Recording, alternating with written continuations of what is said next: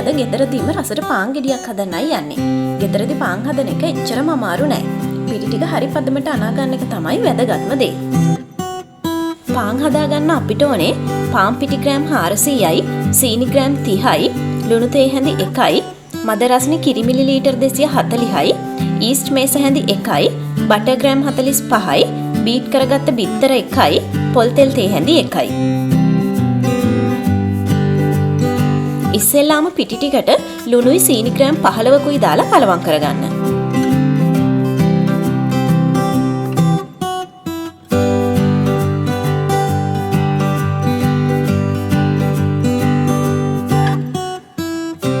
ඊළඟට ඉතුරු සීනි ටික ඊස්ට් එක්ක කලවම් කරගන්න. දැන් මේ ඊස්ට් එකට කිරි ටිකකුත් දාලා කලවම් කරලා විනාඩි 5ක් විතර පිපෙන්න තියන්න.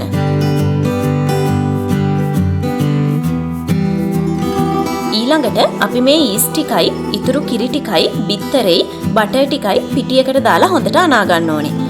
බිත්තරයි බටරුයි දාන්නේ නැතුව වුණත් ඔයාලට මේ පාන් එක හදාගන්න පුළුවන්.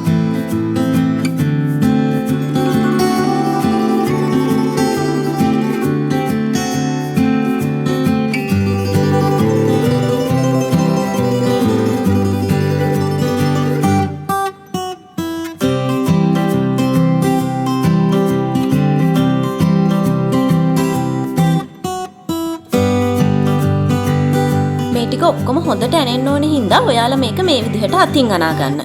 මේ ඩෝ එක අපේ බෝල් එකේ ඇලෙන්නේ නැති මට්ටමට එනකන් හොඳින් කලවම් කරගන්න ඕනේ. ඩෝ එක පදමට ඇනිලාවට පස්සේ වෙනමම බෝල් එකක් අරගෙන ඒකේ තෙල් ටිකක් ගාලා මේ ඩෝ එක එකට දාගන්න.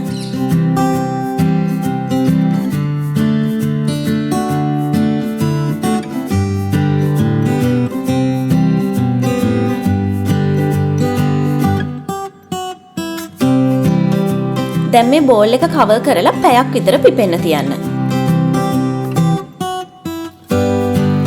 ඔයාලට මේ පේනවනේ මේ වෙලාව ඇතුළතදී මේ ඩෝ එක දෙගුණයක් වගේ වෙන්න හොඳට පිපිලා එනවා. ඒක හින්දා මේ ඩෝ එක දාද්දී ටිකක් ලොකු බෝල් එකක් තෝරගන්න.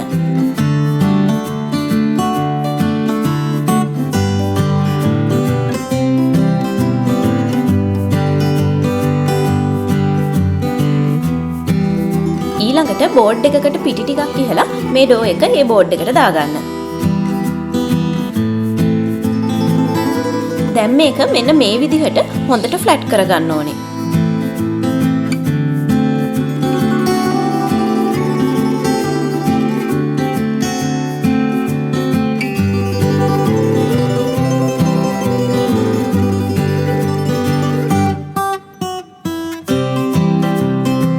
එක හොඳට ෆ්ලැට් කරගත්තට පස්සේ මෙන්න මේ විදිහට මේක රෝල් කරලා දෙපැත්තේ මැද්දේ තියෙන දාර හොඳට නීට් කරගන්න.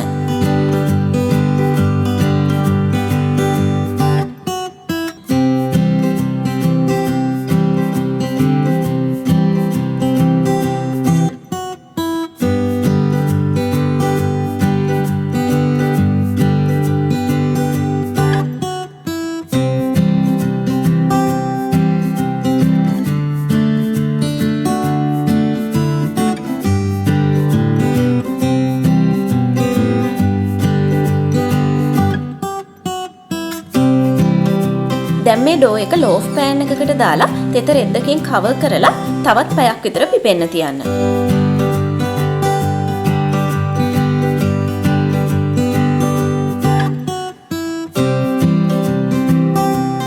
ඔයාලට මේ පේනවනේ ආයෙත් මේ ඩෝ එක හොඳට පිපිලා ඇවිල්ලා තියෙන්නේ. දැන් මේ පාන් ගෙඩිය සෙල්සියස් අංශක 190ක උෂ්ණත්වයක විනාඩි 30ක් විතර බේක් කරගන්න.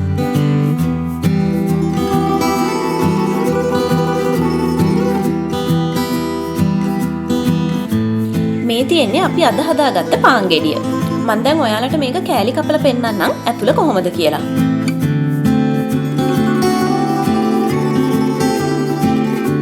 මේ පාන් ගෙඩිය වටේ හොඳට තදට ඇතුළ හොඳ සොෆ්ට් ගතියට ඇවිල්ලා තියෙනවා.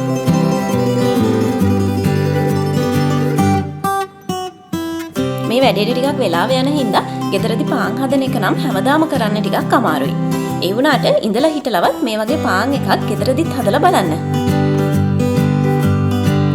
එහෙනම් ඉතින් ආයෙත් දවසක දවසක තවත් රසම රස වීඩියෝ එකකින් හම්බෙමු.